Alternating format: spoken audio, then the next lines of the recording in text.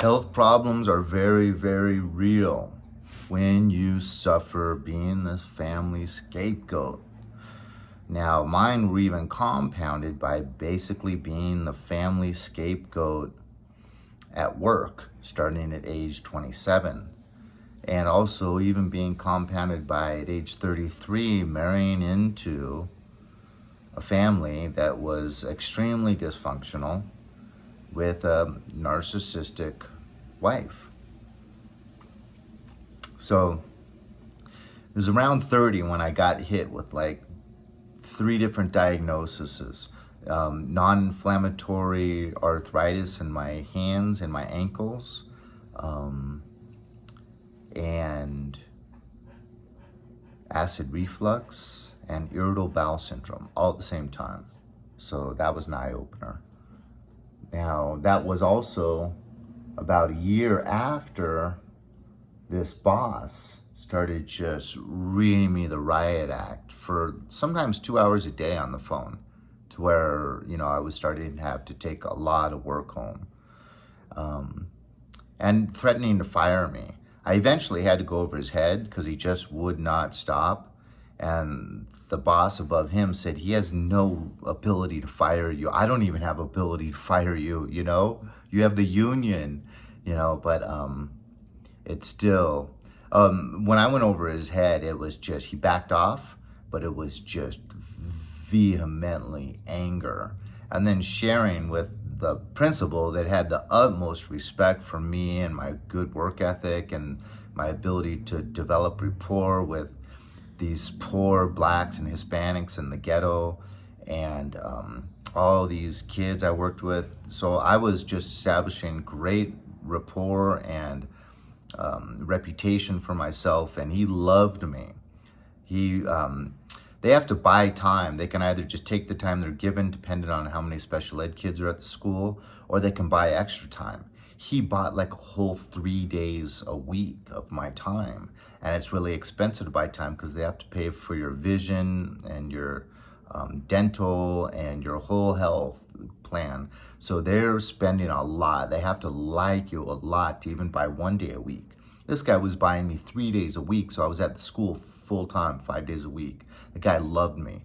And then all of a sudden, when I went over this boss's head, after literally a year and a half of just abuse, he turned on me. And he was like, stop buying time, said I'd like a new school psychologist, just completely flipped on me. And it was because this guy gave him a smear campaign against me because he couldn't come directly at me anymore. So it was about, this guy started coming at me at about age 28, and it was about age 30 when all these health problems started.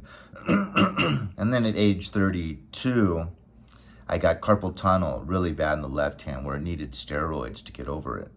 And once I got over it in that hand, I got in this hand. And once I got over this hand, went back to this hand. And then eventually, just a lot of inflammation traveling around my body. Sometimes I'd have back problems and it would just really be bad. Neck problems, just all kinds of, sometimes arthritis in the hands would come back. So this inflammation just always seemed to travel around. And I'd always have that kind of irritable bowel syndrome. And the sleeping problems, they started around age 25, and I could only sleep 6 hours at first, and then it went down to 5.5, and then 5. And so the sleep problems just kind of progressively got worse. And then eventually I would get really, really bad stomach pains to where I couldn't drink any caffeine or any alcohol. And I went through about 3 bouts of that. For like 3 months, I would have to take a full-on complete break from all alcohol and all caffeine. Even decaf was kind of a no-no because it's acidic. And then I got an enlarged prostate. And then I got something in like the bladder, where because you can't fully relieve all of your urine out of your bladder there's too much bacteria that kind of stays in there. So I developed a problem with my bladder that was extremely painful. So that was a bad time in my life.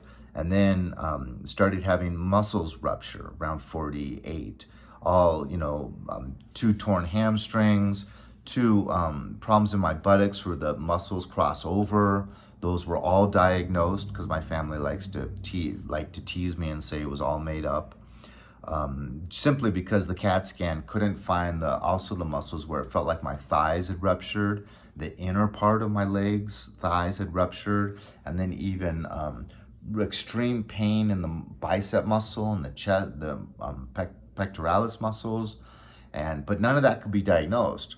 But I still had 2 hamstrings and 2 buttocks, one on each side where the muscles cross over. Very painful. I had to take a heating pad with me everywhere I went. So they would still insinuate that it was all made up simply because the CAT scan couldn't find problems with these pectoralis muscles or my bicep muscles or the upper thigh or the inner thigh. But the hamstrings were definitely found out and diagnosed, and the buttocks muscles. So they like to just write the whole thing off as being made up, and that I was lying, and that I forgot what leg to limp on, basically. And that was really, really hurtful. Every family party, it'd always have to be asked, so what was it that they diagnosed you with? And I would say the hamstrings and the buttocks problems, but the other things they weren't able to find a problem with. Oh, so they weren't able to find a problem with it. But you were bedridden in our upstairs bedroom for months. And it's like just slapping you in the face. Because you realize these are the people that caused the problem, and now they're teasing me and saying I'm making it up.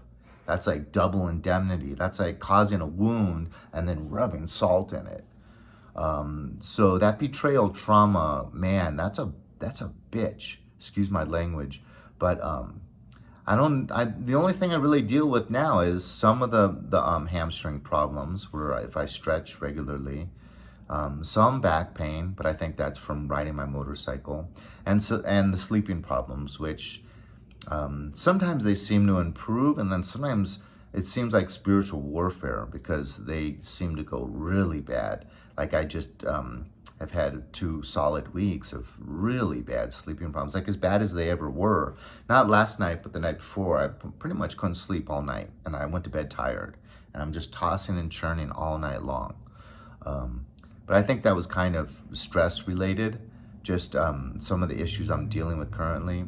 But yeah, so there's definitely a relationship with being the scapegoat and having your body, after years of being the family scapegoat. Now, mind you, I grew up being the family scapegoat. But it takes a long time of subjecting yourself to this abuse before your body just revolts. And inflammation is the key. If you're noticing, because even arthritis is due to inflammation. So if you're noticing all kinds of problems all going all around your body due to inflation, inflammation, and you do feel that you are mistreated, even worse, being the family scapegoat, not just mistreated in, boyfriend-girlfriend relationship.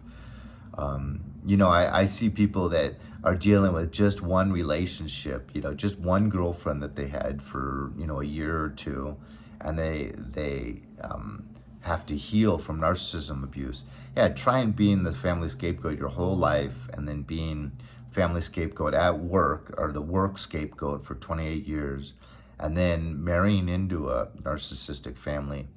Then I can kind of sympathize with you, right? It's a different level. But I'm healing, I'm just dealing with the sleep problem mainly now. And as long as I can avoid taking naps, I think it usually helps me, get really tired by bedtime. But sometimes if I'm stressed, I just, even no matter how tired I am at bedtime, I still have to kind of take like an herbal sleeping aid. But hey, that's not that bad, right? It's not taking drugs. But anyways, hope this helped. It is just trying to verify that these Body ailments can be directly related to being an abused person, whether you're a scapegoat or not. Because even if you just have a girlfriend for 2 years, but she plays so many mind games and you're breaking up and getting back together, yeah, you could get irritable bowel syndrome. You could get some of these different things that I've had, even muscles snapping. I completely get it.